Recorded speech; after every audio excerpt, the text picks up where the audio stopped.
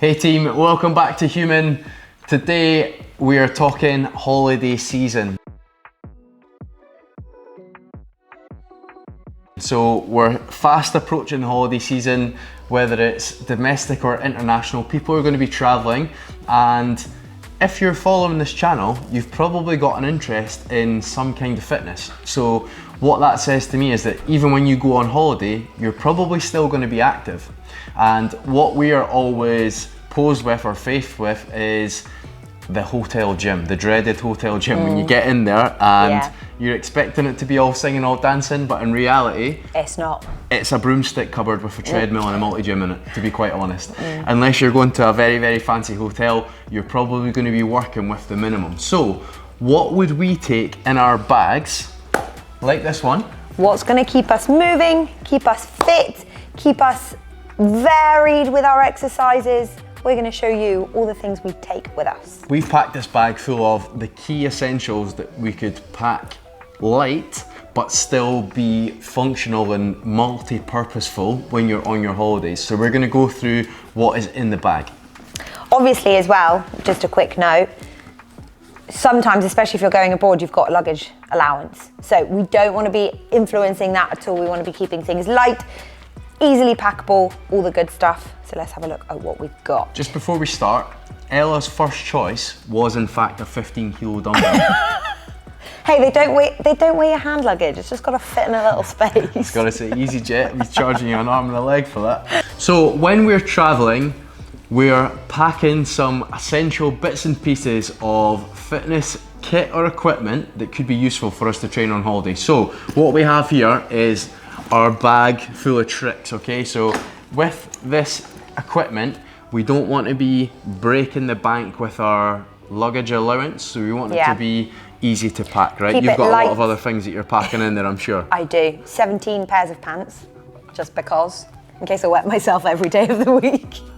But you know what it's like. You overpack on holiday, so we want to keep these things compact, small and light, preferably, so that they're easy to carry with us.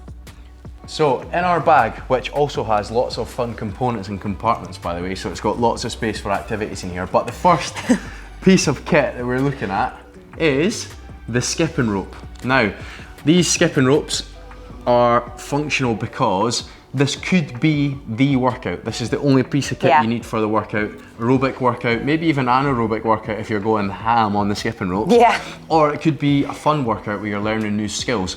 This skipping rope is going to be an easy piece of kit for you to add in. Yeah, and this is also something you can do. Plug your headphones in, pop a good song on, and you can skip along to music. It's the kind of thing that's easy. You don't need much space. Maybe not on a sandy beach, just because you're going to get very tangled very quickly. But in your hotel room, if you've got a balcony or out by the pool, you can do a bit of a skipping session. Smashing it. The next thing that we're going to be looking at is, if I can find it, it's a smartwatch. So most people have some variation of this now, whether it's Apple, Garmin, Polar, Fitbit, something. It's a step tracker, but it's also monitoring your heart rate. It's telling you how much distance you've done. Like, they've got varying uses, but what we think is stopwatch, time tracker, something like that you can use to manage the time of your workout or to make sure that you're working for long enough, short enough intervals. This is an essential piece of kit when you're planning for and executing a workout on holiday. Yeah, so you can use it in an EMOM style workout, so you can use your timer, go at the top of every minute, or you could do a workout for time. So start your stopwatch, let it roll on until you've finished what you had planned and see how quickly you did it. All sorts of different ways of using a stopwatch. Unreal, perfect. The smartwatch, perfect. Next up is something that not everyone may have, but they are quite easy to get your hands on, and it is the resistance bands. We've got two different types, so we're going to talk about the long ones first. So resistance bands. And you can also buy these in packs on Amazon, so they're relatively cheap to get hold of, and you can get varying resistance. So the thinner they are, the less resistance you will have, but that's why it's nice to pick a couple so that you can keep a little bit of variety in your workouts. So with these, I would essentially say that their primary use is going to be adding resistance to bodyweight exercises. So because of the nature of how a band works, when you stretch it, it gets tighter.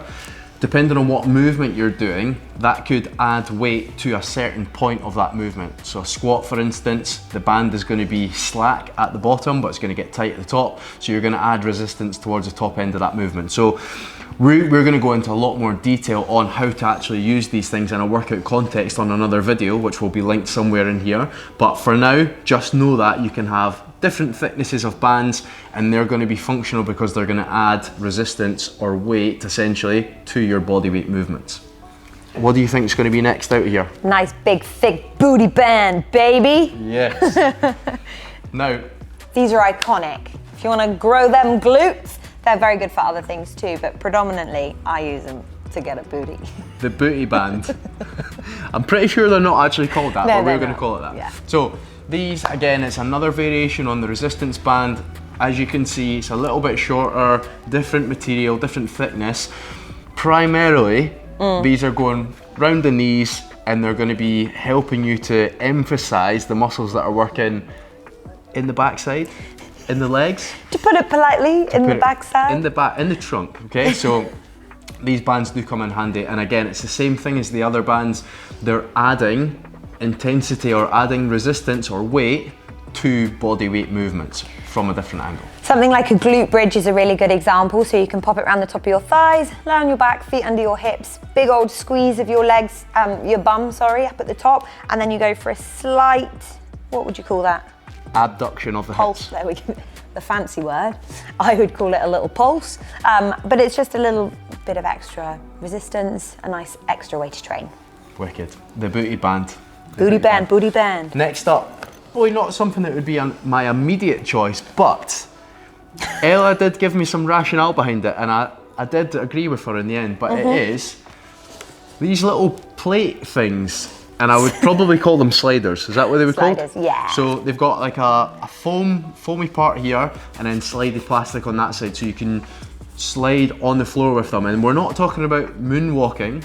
Even but you could. Mate, we're gonna try that in another video. Yeah. But these core exercises, leg exercises. So for me, I've used them doing hamstring curls. So lying down on the ground, heels on the squashy part so your feet aren't going to move around, lifting the hips up and then dragging your heels back, sliding them back out again. Harder than it sounds, but these are pretty functional. Yeah, even for press ups you can slide an arm out, yes. All sorts of full body stuff. But somebody also pointed out you could use them on a nudist beach, just to cover the bits needed. Hide your blushes and help you get fit at the same time. It's a great piece of kit. It is a great piece of kit. Now, when we're talking about equipment, footwear does come into the equation as well. But as we said, we're traveling abroad. We've probably got 5 pairs of other shoes that we're going to be wearing. Guilty. To the pool or on nights out or whatever. We're not going to take another 3 variations of training shoes, like a lifting shoe, a CrossFit functional shoe, and then a running shoe. So we reckon that something like a standard running shoe is going to be the best bang for your buck. It's going to be more versatile. Yeah, you'll be able to go on hikes if your family go on hikes or your friends. You'll be able to go for a run if you do decide to go running, but you can also train in them, so you can do your workouts that probably won't have that much weight within them. So this slightly less sturdy sole won't be an issue because you're going to be doing more body weight stuff anyway. These things being a little bit softer underfoot when you're squatting in your deadlift isn't going to be the difference maker when you're on holiday, to be quite frank. And yeah, being functional, being versatile, get the running shoe in there, go for a walk, go for a run, do your gym sessions in them. They're going to fit the bill every single time. Some may argue, wear them to the airport.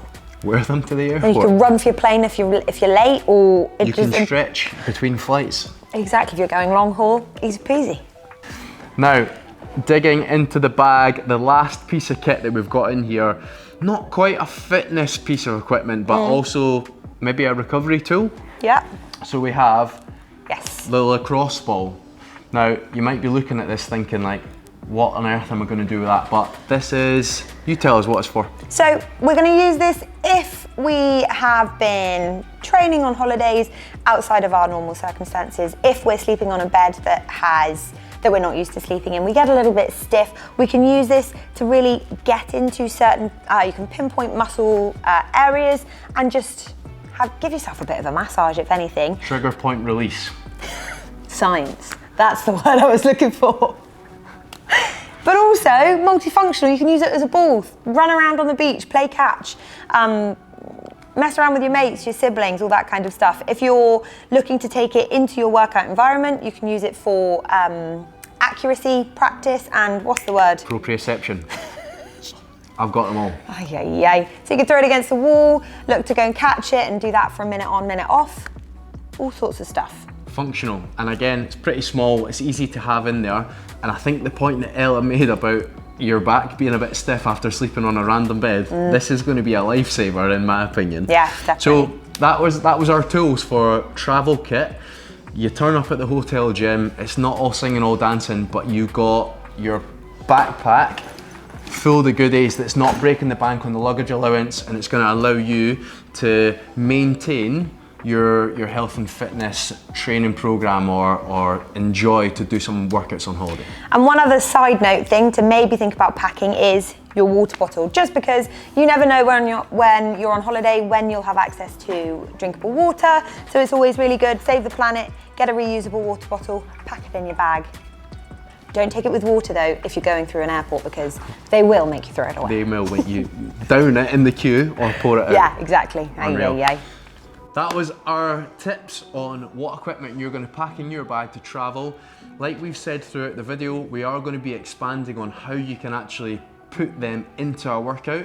So make sure you check out the videos that are going to follow this one up, and we're going to share some of our favourite holiday workouts using our minimal kit that we could pack in our bag. If you've liked this video, like, follow, subscribe, share this video, send it to the people you're going on holiday with, and we'll be back for more soon. And ring that bell. Oh, ding, ding, ding, ding, ding.